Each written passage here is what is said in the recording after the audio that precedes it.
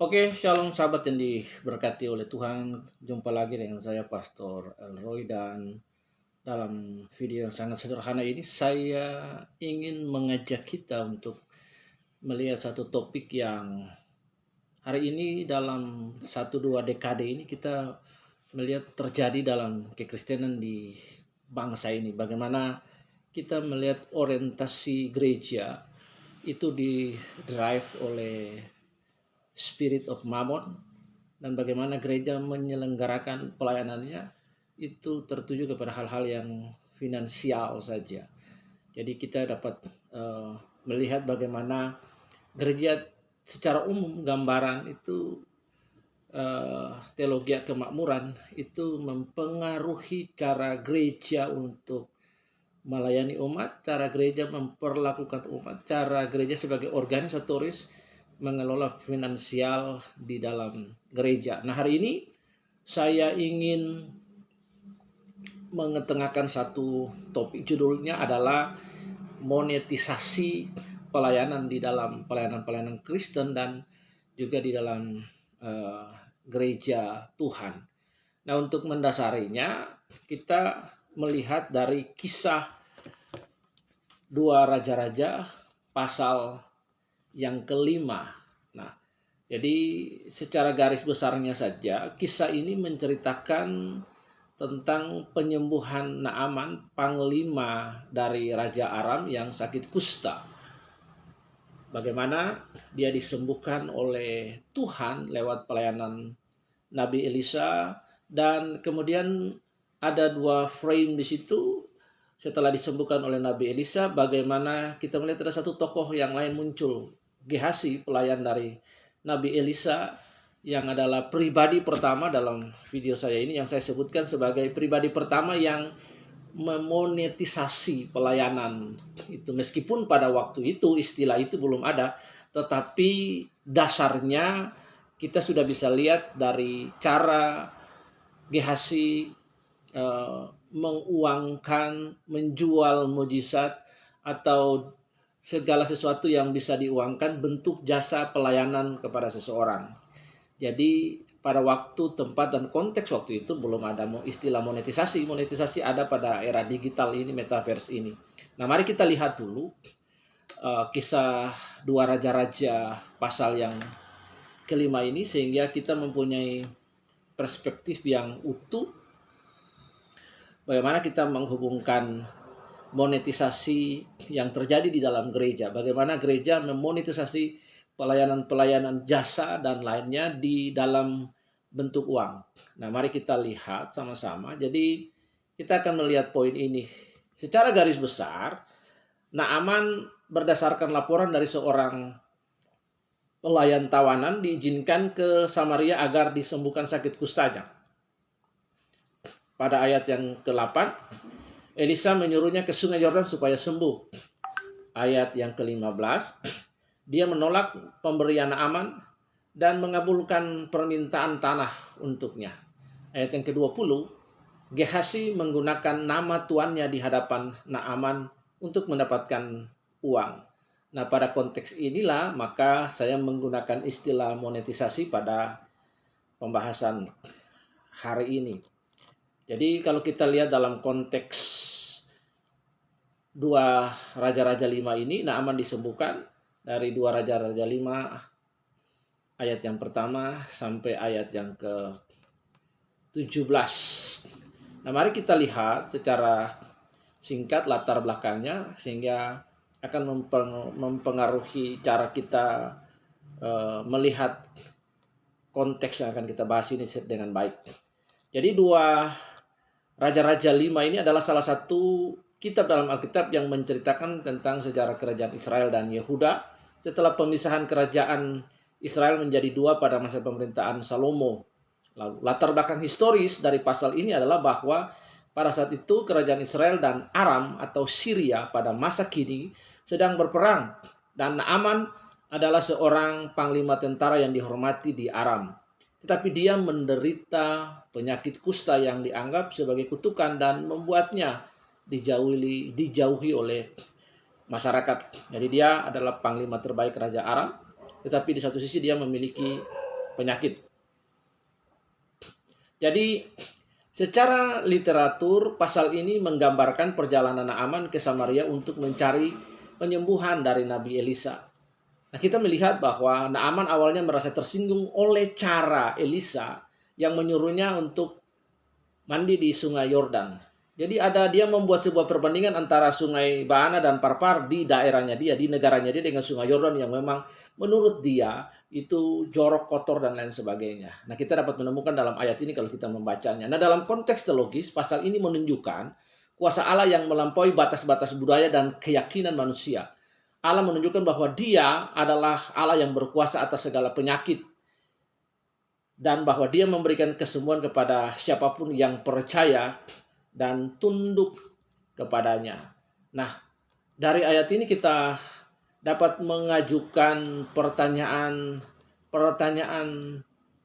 diskusi, pertanyaan-pertanyaan yang akan mendorong kita untuk melihat bagaimana Naaman, bagaimana Gehazi maksudnya, itu menjual jasa, mujizat, kesembuhan, pelayanan yang diberikan Elisa untuk mendatangkan uang bagi dirinya. Nah, kita lihat di sini ada pertanyaan yang menarik sekali. Kita melihat bahwa apa yang dapat kita pelajari dari peristiwa ini. Bagaimana Gehazi memutuskan untuk berbohong kepada Naaman tentang Elisa. Bagaimana Naaman memonetisasi pelayanan untuk mendapatkan uang, untuk mendapatkan tanah, dan itu bisa diwariskan turun-temurun, bahkan menjadikan dia kaya. Nah, berkaitan dengan istilah monetisasi yang akan saya gunakan dalam konteks pelayanan Naaman untuk Gehazi untuk mendapatkan uang ini, maka kita melihat dulu teman-teman arti dari kata monetisasi itu sendiri. Nah, kalau kita melihat arti dari monetisasi, maka kita akan menemukan di sini monetisasi adalah proses mengubah sesuatu, biasanya produk, bentuk jasa atau layanan atau konten menjadi sumber pendapatan. Istilah ini sering digunakan dalam konteks digital. Misalnya monetisasi konten di media sosial atau platform digital, di mana pembuat konten akan memperoleh penghasilan melalui iklan, langganan, donasi, atau penjualan produk-produk, entah itu dalam bentuk konten, dalam bentuk produk, layanan, jasa, dan lain sebagainya. Nah, monetisasi juga berlaku dalam bisnis dan aplikasi di mana layanan gratis mulai menghasilkan uang melalui iklan. Hari ini kita kenal fitur-fitur berbayar atau model berlangganan. Nah, gereja di dalam melakukan pelayanannya itu adalah menghasilkan produk layanan kepada umat. Produk layanan dalam bentuk jasa pelayanan kepada umat yang seharusnya adalah free. Seharusnya adalah gratis sebagai bentuk dedikasi pelayanan kepada umat. Tapi hari ini gereja masa kini, gereja modern masa kini, para hamba Tuhan yang mendengarkan hal ini tidak juga harus lantas tersinggung. Fakta dan realitanya sedang terjadi pada gereja masa kini. Dan hampir di segala bidang pelayanan, itu mereka juga memonetisasi pelayanan. Bahkan sampai orang menikah, dipungut biaya-biaya macam-macam dan lain sebagainya. Bahkan ada orang mau baptis aja dibayar dan lain sebagainya. Dan fakta itu saya punya, surat-suratnya saya punya. Bagaimana saya menolong orang-orang yang dimonetisasi dalam pelayanan untuk mendapatkan uang bagi gereja lokal, bahkan oknum pendeta, itu saya tolong tanpa 1 rupiah pun. Nah, mari kita lihat, itu adalah pengertian dari monetisasi dari pelayanan. Tetapi mari kita juga akan melihat bagaimana pengertian ahli menurut pengertian monetisasi menurut para ahli. Nah, monetisasi ini merujuk pada proses mengubah sesuatu yang sebelumnya tidak memiliki nilai ekonomi menjadi sumber pendapatan atau menghasilkan uang. Nah, konsep ini yang sering digunakan dalam konteks ekonomi, bisnis, media, serta teknologi informasi. Dan hari ini karena dunia digital, teknologi dan informasi itu merambah bahkan ke dalam gereja Tuhan, maka gereja itu melakukan bentuk-bentuk pelayanan dan tidak luput salah satunya adalah pelayanan-pelayanan digital.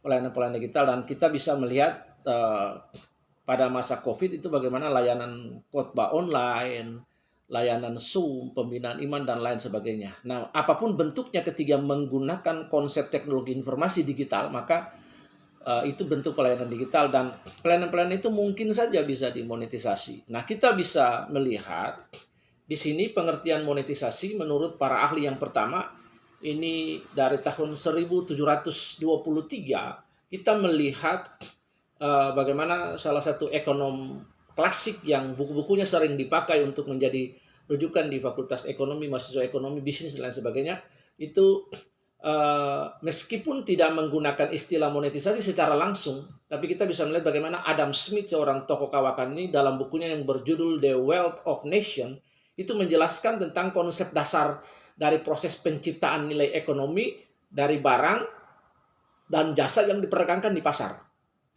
Nah, ini merupakan fondasi pemahaman monetisasi dalam konteks ekonomi pasar. Yang kedua, teman-teman, kita tahu seorang tokoh komunis yang terkenal, yaitu Karl Marx, itu 1818-1883, dalam karyanya tentang kapitalisme dan produksi komoditas, kita juga dapat menemukan bagaimana ia membahas bagaimana nilai dari sebuah produk atau jasa dapat ditransformasi menjadi bentuk lain yang dapat dipertukarkan atau diukur dalam bentuk uang, meski dia tidak menggunakan istilah monetisasi. Jadi analisisnya mengenai proses kapitalisasi ini dan akumulasi modal sangat relevan dengan konsep pada waktu tempat itu, dan hari ini kita bisa melihat konsep dasar itu terjadi. Yang berikut adalah kita melihat Joseph Schumpeter. Jadi Joseph Schumpeter ini 1883, itu 1950, ahli ekonomi yang dikenal dengan teori inovasi kewirausahaan, menyoroti pentingnya inovasi dalam proses ekonomi, di mana monetisasi menjadi ketiga ide-ide baru atau teknologi diubah menjadi sumber pendapatan melalui proses komersialisasi. Nah, itu adalah menurut tiga ahli yang utama. Kemudian sejarah dan awal penggunaan istilah monetisasi. Istilah monetisasi berasal dari kata monetary, yang berarti sesuatu yang berkaitan dengan uang. Secara historis, konsep monetisasi pertama dikembangkan pada masa penggunaan sistem barter, berubah menjadi penggunaan uang sebagai alat tukar. Hal ini terjadi sejak manusia mulai mencari cara yang lebih efisien untuk melakukan perdagangan daripada hanya sekedar menukar barang. Jadi istilah monetisasi ini adalah konsep formalnya sudah ada, bentuknya sudah ada, tapi istilahnya semakin kesini dan hari ini itu digunakan. Nah, kita bisa lihat. Nah, saya tidak ingin berpanjang menjelaskan tentang hal itu, tapi bagaimana, mari kembali kita melihat tentang bahaya monetisasi. Nah, ketika kita melihat pengertian monetisasi menurut para ahli itu sendiri, yang paling sederhana secara umum, konsep dasarnya sama, itu mengubah suatu bentuk pelayanan, entah dalam bentuk barang, bentuk konsep, jasa, dan lain sebagainya dalam bentuk digital atau yang bisa diuangkan. Itulah yang disebut monetisasi. Gereja tidak luput dari monetisasi. Nah, bahaya monetisasi yang dapat kita lihat, dan memang orang pertama yang di dalam Alkitab ini secara formal kita bisa melihat, Gehazi lah orang yang pertama kali meminta upah dari Naaman atas kesembuhan yang dialami Naaman melalui perantaraan Nabi Elia. Mujizat atau miraculum atau miracle adalah cara kerja Allah untuk memenuhi kebutuhan kesembuhan yang ingin dialami oleh Naaman ini. Nah, kesembuhan yang dialami Naaman melalui perantaraan Nabi Elisa yang adalah pekerjaan Allah. Karena itu ada beberapa pelajaran penting yang kita lihat. Yang pertama, penyimpangan dari tujuan pelayanan. Jadi pelayanan-pelayanan Kristen yang seharusnya didasarkan pada kasih dan kemudian pada kemuliaan Tuhan, bukan pada keuntungan pribadi. Nah, kita melihat Gehazi dengan memanfaatkan mujizat yang dilakukan oleh Tuhan. Sekali lagi, Gehazi memanfaatkan mujizat yang dilakukan Tuhan melalui Elisa, merusak integritas pelayanan tersebut dengan memonetisasi pelayanan. Monetisasi pelayanan ini bisa membuat seorang pelayan Tuhan terfokus pada keuntungan materi, bukan pada tujuan spiritual. Yeah.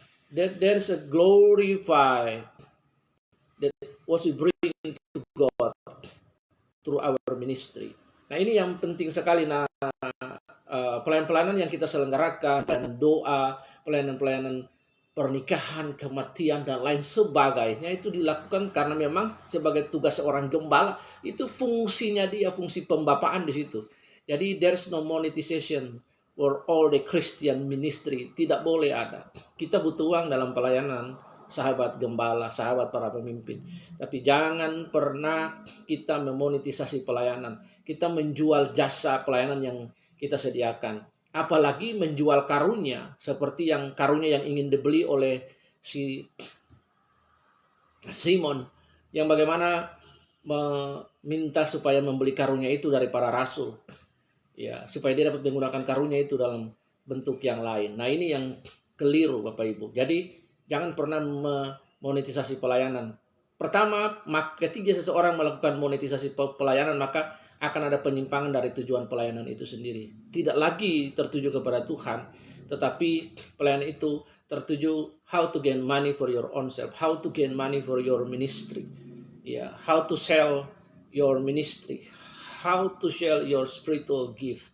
Ini yang penting. Yang kedua, ketika seseorang mulai memonetisasi pelayanan, maka dia disitulah keserakahan dan ketidakjujuran itu terjadi. Sahabat yang diberkati oleh Tuhan, ini sangat penting sekali. Jadi ketika kita sudah mulai memonetisasi pelayanan, maka monetisasi dapat menumbuhkan keserakahan seperti yang terjadi pada Gehazi. Ya, meskipun Elisa menolak hadiah dari Naaman karena dia tahu dia bukan pembuat mujizat. Elisa ini itu bukan miracle maker. Dia hanya alat yang dipakai Tuhan. Membuat mujizat itu sendiri adalah Allah. Jadi Gehazi secara diam-diam mengejar Naaman dan meminta hadiah. Ini menunjukkan ketidakjujurannya dalam konteks pelayanan Kristen. Karena itu motivasi pelayanan dapat membuat seorang tidak lagi bertindak secara jujur, secara tulus, honestly, pure, melayani God. Iya. Dan dapat merusak hubungan antara pelayan dan jemaat. Nah, ini lihat, ada pelayan-pelayan mata duitan, pelayan-pelayan uang, hamba uang. Jadi ini sangat penting sekali. Jadi jangan pernah memonetisasi pelayananmu, jasamu, dan lain sebagainya. Semua yang kita lakukan hanya karena Tuhan. Just by grace. Yang berikut adalah ketika seseorang memonetisasi pelayanan, menjual pelayanan, sehingga jasa layanan yang diberikan dalam pelayanan dalam bentuk rohani kepada umat, di gereja, dalam ibadah rumah tangga, dan lain sebagainya, maka hilangnya fokus pada kasih karunia Tuhan.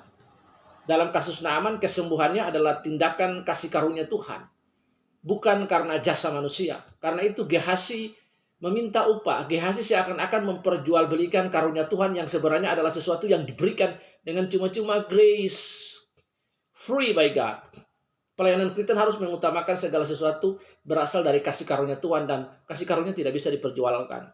Karena itu kita tidak boleh memonetisasi pelayanan-pelayanan apapun yang kita selenggarakan. Kalau ada umat yang memberkati pelayanan-pelayanan itu, kita bisa terima dengan sukacita, dengan sukarela.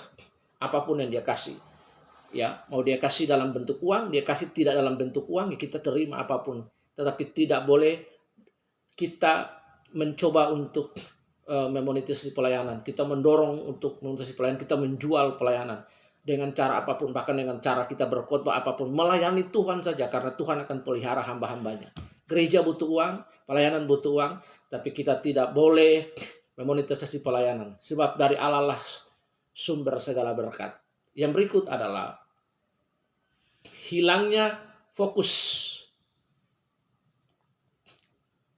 pada pelayanan. Maksudnya akibat fatal bagi pelayan Tuhan. Jadi ketika seseorang mulai memonetisasi pelayanannya, ini kisah Gehazi ini berakhir dengan hukuman berat. Ya, ia mesti dan harus menjadi kusta seumur hidupnya. 2 Raja-Raja 5 ayat 27. Ini menggambarkan bahwa tindakan monetisasi pelayanan dapat mendatangkan konsekuensi serius bagi pelayan Tuhan, baik secara spiritual maupun secara moral. Jadi ini penting sekali, akibat fatal bagi hamba Tuhan, bagi pelayanan. Itulah sebabnya semua karya-karya digital saya, meskipun tidak terkenal, Tapi saya mendedikasikan siapapun boleh mengambil tulisan-tulisan saya. Dia merubah bentuk tulisan itu, tidak pakai nama saya tidak masalah, pakai namanya dia tidak masalah. Bagi saya yang penting ide itu dapat disemai dan ide itu dapat bertumbuh dan berkembang. Lagu-lagu saya dapat dipakai, dinyanyikan tanpa monetisasi, tanpa bayar copyright dan segala macam. Everything free by Holy Spirit. Semua gratis dari Roh Kudus diberikan kepada saya. Karena itu silahkan dipakai, dapat menjadi berkat. Ini yang penting. Yang berikut, akibat fatal bagi pelayanan. Gehazi berakhir dengan hukuman berat yang didapat. Dia menggantikan kusta yang dia alami oleh Naaman. Ini menggambarkan bahwa tindakan monetisasi dapat mendatangkan konsekuensi serius bagi pelayan Tuhan secara spiritual maupun moral. Pelajaran dari kasus Gehazi menunjukkan bahwa monetisasi pelayanan Kristen bisa membawa bahaya besar, termasuk penyimpangan dari tujuan spiritual, hilangnya integritas, hukuman Tuhan. Pelayanan harus tetap murni diberikan kepada umat. Pelayanan harus tetap murni diberikan kepada umat dengan tujuan memuliakan Tuhan dan melayani orang lain, bukan kepentingan pribadi. Lalu bagaimana? Hari ini orang melayani dengan prinsip ROI, Return of Investment. Apa yang saya tabur, kalau saya nabur sesuatu, saya lakukan ini, saya harus dapat sesuatu. Itulah yang keliru. Bapak Ibu, hamba Tuhan dipelihara oleh Tuhan. Tuhan yang panggil, Tuhan yang pelihara. Di tengah-tengah moderitas dunia dan berbagai kebutuhan hidup manusia, mujizat Allah masih berlaku sampai hari ini. Kalau kita melihat satu contoh yang sangat sederhana, bukankah GoFood pertama adalah Crow yang mengantar makanan kepada Nabi Elia di Sungai Kerit. Jadi GoFood pertama burung gagak yang membawa makanan di dalam mulutnya kepada Nabi Elia dan daging. Dia minum dari air kerit di situ, sungai aqua pertama yang murni. Konsepnya sudah ada di situ. Nah, kita bisa melihat ini. Jadi pemeliharaan Allah jauh melampaui logika kita manusia hari ini. Kalau Allah yang panggil, Allah yang pelihara. Tuhan memberi makan 5.000 orang dan lain sebagainya. Tuhan pelihara kita dengan cara-cara ajaib. Providensi Allah berlaku bagi setiap kita. Kalau kita punya talenta, Tuhan akan pakai. Kita punya pekerjaan-pekerjaan, Tuhan akan pakai pekerjaan kita bertumbuh, mengerjakan apa yang kita kerjakan. Jadi jangan pernah melakukan monetisasi terhadap pelayanan. Layanilah Tuhan dengan tulus. Berkat Tuhan akan hadir dalam hidup kita. Mari kita berdoa. Kami berdoa untuk podcast yang sederhana ini menolong kami sehingga pelayanan-pelayanan yang kami lakukan dalam bentuk apapun Tuhan. Kami tulus bahwa semuanya karena prinsip kasih karunia, anugerah dari Tuhan, karunia rohani dari Tuhan, karunia-karunia roh dari Tuhan. Di dalam nama Tuhan Yesus. Pakai kami dan gunakan kami sebagai alat-Mu. Kami tidak bisa dibeli dengan uang. Kami tahu Tuhanlah yang mencukupi kebutuhan kami. Kalau orang memberkati pelayanan kami itu karena Tuhan. Kami bukan pembuat mujizat. Kami hanya alat yang Tuhan pakai untuk bisa mendoakan dan melayani orang lain. Mujizat itu adalah Engkau sendiri sebagai pembuat mujizat. Di dalam nama Tuhan Yesus, sehingga motivasi kami lurus, tulus, dan murni. Kami sudah berdoa dan mengucap syukur. Amin. Tuhan Yesus memberkati semua kita. Mari kita belajar selamat untuk melayani pekerjaan-pekerjaan Tuhan tanpa monetisasi. Tuhan Yesus memberkati. Shalom.